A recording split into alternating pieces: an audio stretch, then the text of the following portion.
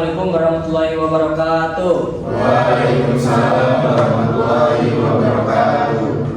Terima kasih banyak atas waktunya, kehadiran teman-teman dengan kegiatan kali ini di kegiatan forum discussion. Bahwasanya hari ini saya sangat mengapresiasi kehadiran teman-teman baik dalam kontribusi dan pandangan dari masing-masing peserta. Perkenalkan, nama saya Lucky Setiakbari yang hari ini akan bertugas sebagai pemandu moderator atau jalannya diskusi kali ini dan ditemani oleh Perkenalkan, nama saya Emnov Laksmana. Perkenalkan, nama saya Ardian Nurhusna. Perkenalkan, nama saya Destia Fatmawati. Perkenalkan, nama saya Tulta Biningsi. Perkenalkan, nama saya Nabila Sari. Dengan saya Adila Syihab Firmansyah. Perkenalkan, nama saya Muhammad Zaki Nasir Hakim. Perkenalkan, nama saya Nabi Samsudin. Perkenalkan, nama saya Ananda Putri. yang akan membantu mencatat poin-poin penting dan melakukan diskusi pada kali ini. Forum diskusi ini dilakukan dengan tujuan untuk menggali pendapat atau pengalaman serta pandangan teman-teman terkait masalah AMR. Tidak ada jawaban yang benar atau salah dalam diskusi kali ini. Semua pendapat berharga dan diharapkan dapat disampaikan secara jujur berdasarkan pengalaman maupun pemahaman masing-masing. Kami justru berharap adanya perbedaan sudut pandang agar diskusi menjalani lebih dalam. Untuk durasi waktu diskusi kita kali ini yaitu 60 menit. Baik, di sini ada aturan yang perlu kita laksanakan atau kita patuhi. Yang pertama, setiap peserta memiliki kesempatan yang sama. Yang kedua, tidak ada jawaban benar atau salah. Yang ketiga, diskusi dilakukan secara tertib dan saling menghargai. Yang keempat, yaitu moderator menjaga alur dan waktu diskusi. Baik, di sini ada kata pengantar. Teman-teman sekalian, sebelumnya kita masuk ke inti diskusi, ada baiknya kita memahami dulu secara bersama apa sebenarnya itu antimikrobia resisten atau AMR, serta kenapa hal ini menjadi isu penting baik di tingkat global, nasional maupun pada konteks lokal seperti daerah kita. Nah, perlu kita ketahui bahwasanya AMR sebuah fenomena di mana mikroba seperti bakteri, jamur atau parasit berkembang demikian rupa sehingga obat-obatan antimikroba yang sebelumnya efektif tidak lagi mampu membunuh atau menghambat. Nah, akibat pengobatan penyakit infeksi menjadi lebih sulit, membunuh obat yang lebih kuat, bisa lebih mahal atau bahkan tanpa pilihan obat yang efektif sama sekali. Nah, di sini dijelaskan bahwasanya menurut WHO menyebut AMR sebagai salah satu ancaman kesehatan global terbesar karena dapat meningkatkan angka penyakit, biaya kesehatan, dan kematian jika tidak dikendalikan dengan baik. Perlu kita ketahui juga bahwasanya di Indonesia sendiri ancaman AMR ini menjadi semakin nyata. Pemerintah melalui Strategi Nasional Pengendalian Riset Antimikroba atau AMR ini di tahun 2025 sampai 2029 berupaya memperkuat pengawasan penggunaan antibiotik yang rasional dan deteksi dini khusus resisten di fasilitas kesehatan dan masyarakat. Nah, tentu tujuan utamanya adalah menurunkan kejadian AMR dan dampak berikutnya terhadap kesehatan masyarakat. Nah, di sini kita bakal melaksanakan sesi diskusi atau sesi tanya jawab. Untuk waktu diskusi kali ini itu sekitar 10 sampai 45 menit. Nah, baik, di sini ada pertanyaan yang pertama. Yang pertama, itu mengapa AMR menjadi ancaman serius bagi sistem kesehatan global dan nasional? Kalau menurut saya ya, AMR menjadi ancaman yang serius itu karena AMR dapat membuat obat menjadi tidak lagi efektif. Selain itu, infeksi menjadi lebih sulit diobati dan resiko kematian terus meningkat. Nah, kondisi ini tentunya memperparah dan menambah beban biaya dan pelayanan kesehatan, serta mengancam keberhasilan pengobatan dan tindakan medis. Selain itu, penggunaan antibiotik yang tidak tepat dapat mempercepat terjadinya resistensi. Mungkin seperti itu. Nah, baik, di sini ada pertanyaan yang kedua. Bagaimana dampak AMR terhadap pembiayaan dan mutu pelayanan kesehatan? Oke, untuk pertanyaan kedua saya jawab ya. Jadi yang saya tahu itu poin pertama dari dampak AMR terhadap pembiayaan kesehatan itu ada peningkatan biaya pengobatan. Jadi seperti antibiotik ini kedua atau ketiga yang harganya lebih mahal, terus seperti kombinasi beberapa jenis antibiotik, terapi yang lebih lama gitu. Jadi hal ini itu berlangsung meningkatkan biaya pengobatan bagi pasien maupun pembiayaan yang ditanggung oleh sistem asuransi kesehatan seperti JKN. Jadi harga untuk obatnya itu kayak naik. Untuk poin yang kedua itu ada lamanya rawat inap lebih panjang. Jadi infeksi akibat bakteri seperti resistensi itu yang cenderung membutuhkan waktu penyembuhan yang lebih lama, sehingga durasi rawat inap yang meningkat, biaya kamar, perawatan dan tenaga kesehatan yang bertambah. Lalu seperti resiko komplikasi meningkat yang kembali menambah biaya. Terus poin ketiga itu beban finansial pada fasilitas kesehatan seperti rumah sakit dan fasilitas pelayanan kesehatan yang harus mengeluarkan biaya tambahan untuk pemeriksaan laboratorium, program pencegahan dan penerapan swab gitu.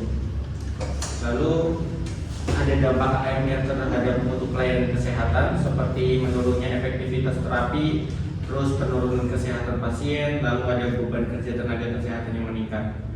Begitu. Baik, di sini ada yang ketiga, pertanyaan ketiga. Sejauh mana efektivitas kebijakan dan regulasi pengendalian AMR di Indonesia? Cukup baik dari sisi kebijakan seperti adanya rencana aksi nasional AMR. Namun pelaksananya di lapangan masih belum optimal karena keterbatasan sumber daya, pengawasan serta rendahnya kepatuhan di beberapa fasilitas kesehatan. Oke. Selanjutnya di sini ada yang keempat, yaitu bagaimana kontribusi sektor peternakan dan lingkungan terhadap AMR itu sendiri. Menurut saya, sektor peternakan berkontribusi terhadap AMR karena penggunaan antibiotik yang berlebihan untuk pengobatan, pencegahan, dan pemacu pertumbuhan, sehingga memicu munculnya bakteri resisten yang dapat menular ke manusia lewat pangan dan kontak langsung. Dari sisi lingkungan, pangan dan kontak langsung, limbah yang mengandung sisa antibiotik dan bakteri resisten mencemari air dan tanah, menjadikan lingkungan sebagai reservoir penyebaran resistensi. Oleh karena itu, pengendalian AMR perlu pendekatan One Health yang melibatkan manusia, hewan, dan lingkungan. Baik. Yang kelima, bagaimana perilaku masyarakat mempengaruhi peningkatan AMR itu sendiri? Jadi gini, menurut saya perilaku masyarakat ini punya peran yang besar dalam meningkatnya AMR. Singkatnya, AMR itu kondisi ketika kuman jadi kebal sama obat, terutama antibiotik, dan ini banyak dipicu dari kebiasaan kita sendiri sehari-hari. Yang pertama, kebiasaan minum antibiotik yang sembarangan. Banyak orang kalau sakit dikit langsung beli antibiotik sendiri di apotek tanpa resep dokter. Padahal nggak semua penyakit itu butuh antibiotik. Misalnya flu atau batuk yang disebabkan oleh virus. Kalau antibiotik diminum padahal nggak perlu, bakteri malah belajar buat kebal. Lama-lama saat benar-benar butuh, obatnya jadi nggak mempan. Yang kedua, tidak menghabiskan antibiotik sesuai anjuran. Ini juga sering terjadi. Baru minum 2-3 hari ngerasa enakan, terus obatnya dihentikan. Padahal bakteri itu belum mati semua. Sisa bakteri yang masih hidup ini justru jadi lebih kuat dan kebal, yang akhirnya infeksi bisa kambuh dan lebih susah diobati. Dan yang terakhir ini kurangnya kesadaran soal kebersihan dan pencegahan penyakit. Perilaku seperti jarang cuci tangan, buang sampah sembarangan, atau menjaga kebersihan lingkungan bikin infeksi ini gampang menyebar.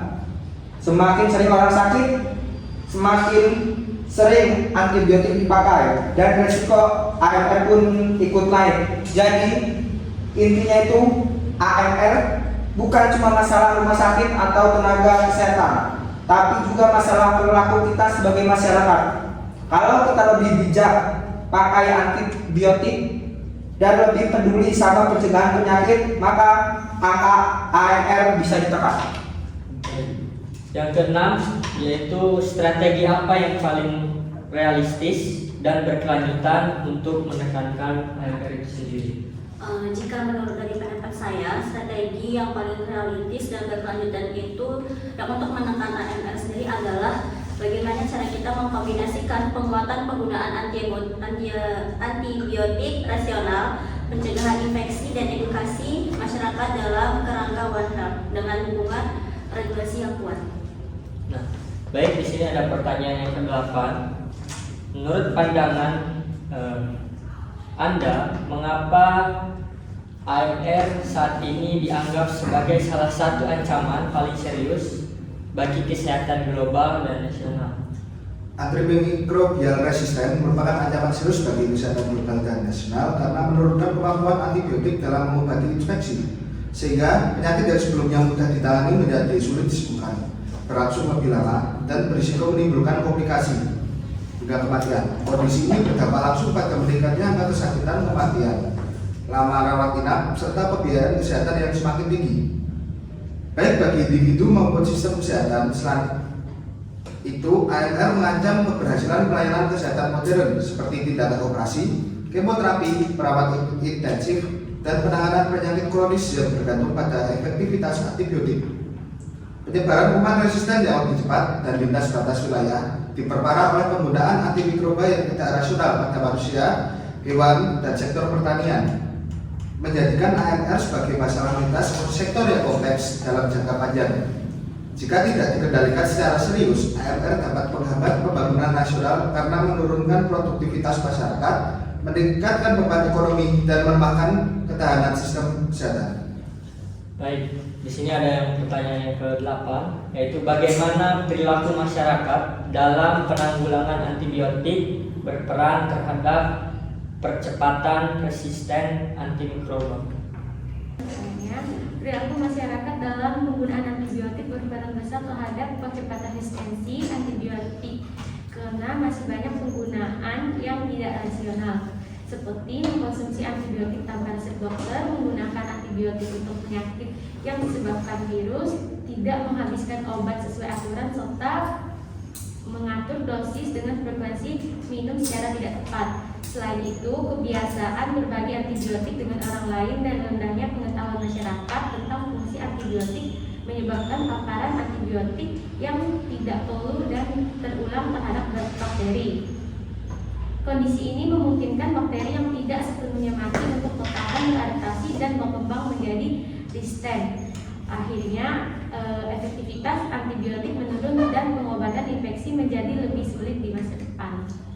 Baik, menurut Anda strategi investasi apa yang paling realistis atau efektif dan keberlanjutan untuk menekan lanjut AMR di Indonesia? Baik, mungkin menurut saya strategi investasi yang paling penting itu realistis, efektif, dan berkelanjutan untuk menekan lanjutnya AMR di Indonesia adalah pendekatan yang fokus pada perubahan perilaku, penguatan sistem yang sudah ada, dan kerja lintas sektor, bukan hanya aturan tertulis. Strategi ini perlu menyasar akar masalah penggunaan antibiotik dari hulu sampai hilir. Saja yang pertama itu penggunaan antibiotik yang lebih tertib dan rasional di fasilitas kesehatan di Indonesia. Itu contohnya antibiotik hanya diberikan jika memang ada indikasi bakteri, bukan untuk semua demam atau batuk pilek. Dokter dan tenaga kesehatan juga perlu membiasakan penggunaan panduan terapi dan hasil pemeriksaan sederhana seperti tes laboratorium dasar sebelum menentukan antibiotik. Mungkin yang kedua, pembatasan pembelian antibiotik tanpa resep di apotek atau di toko obat. Mungkin contohnya, apotek hanya boleh menjualkan antibiotik jika pasien membawa resep dokter, sehingga kebiasaan masyarakat membeli amoxicillin atau antibiotik lainnya secara bebas bisa dikurangi secara bertahap. Yang ketiga, edukasi masyarakat dengan pesan yang mudah dipahami dan dekat dengan kehidupan sehari-hari di Indonesia. Contohnya itu kampanye yang menekan bahwa antibiotik bukan obat flu atau antibiotik harus dihabiskan. Melalui puskesmas, media sosial, dan kader kesehatan, bukan hanya lewat seminar formal saja. Mungkin yang keempat, pengendalian penggunaan antibiotik di sektor peternakan. Mungkin contohnya, antibiotik hanya digunakan untuk mengobati hewan yang sakit, bukan sebagai pencegahan massal atau penambahan pertumbuhan, serta didampingi oleh dokter hewan dalam penggunaannya.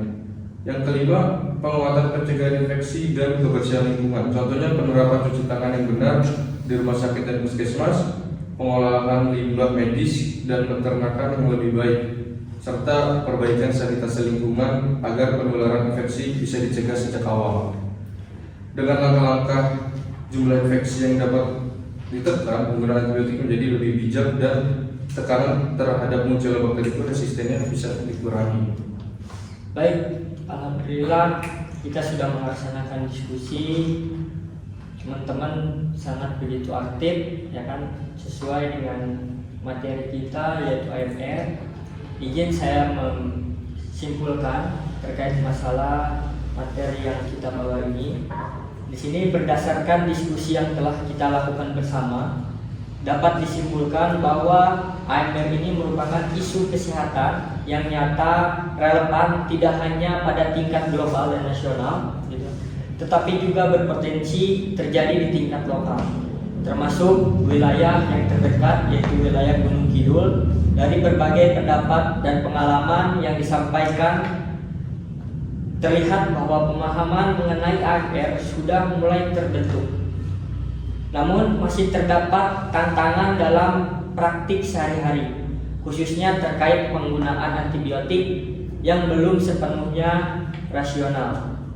Diskusi ini juga menunjukkan bahwa faktor perilaku masyarakat seperti penggunaan antibiotik tanpa resep, kurangnya kepatuhan dalam menghabiskan obat, serta minimnya edukasi tentang berbahaya resistensi antimikrobal menjadi aspek penting yang perlu mendapat perhatian. Selain itu, peran lingkungan, fasilitas kesehatan, serta dukungan kebijakan dan edukasi keberlanjutan sangat penting dalam upaya penanganan AMR sendiri. Secara menyeluruh, melalui FGD ini diperoleh berbagai masukan, sudut pandang, dan gagasan konstruktif yang diharapkan dapat menjadi bahan pertimbangan dalam penyusunan rekomendasi program edukasi maupun pelatihan lanjut terkait pengendalian AMR, khususnya di lingkungan kampus dan masyarakat. Izinkan saya menutup. Akhir kata, saya berterima kasih kepada teman-teman yang sudah mau berdiskusi, yang sudah mau menyampaikan pendapatnya, aspirasinya. Tentu ini menjadi renungan kita yang memang harus kita teliti lagi, yang memang harus kita pahami lagi. Agar apa? Agar kita bisa memberikan edukasi kepada masyarakat terkait masalah penyakit AMR ini juga. Jadi harapan saya tidak hanya sampai di sini, begitu kan. Hasil diskusi ini bisa menjadi bekal kita semua. Mungkin cukup sekian diskusi kali ini. Kita tutup. Assalamualaikum warahmatullahi wabarakatuh. Waalaikumsalam warahmatullahi wabarakatuh.